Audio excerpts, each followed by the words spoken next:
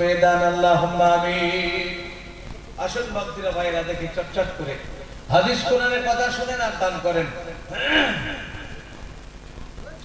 আমি যে কথা বলছিলাম একটু মহিলাদের ওয়াজ করি। মহিলারা অনেক আছে, মহিলারা আছে নাই? মহিলাদের ওয়াজ। আল্লাহ নবী বলেছেন, বাপজিরা ভাইয়েরা আমার সোনাল্লালে রাখো, আল্লাহ নবী বলেছেন এই পাঁচটা জিনিস মুসলমানের হক।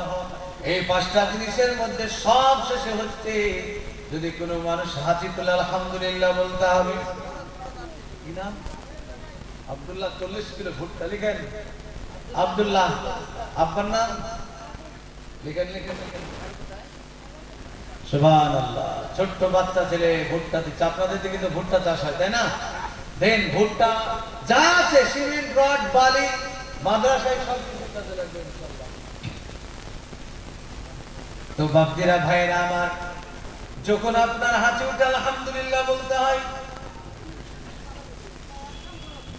আমির হোসেন ভাই 300 টাকা দিয়েছে, আল্লাহ তুমি দান কি কবুল করেন, আল্লাহুম্মা আমিন।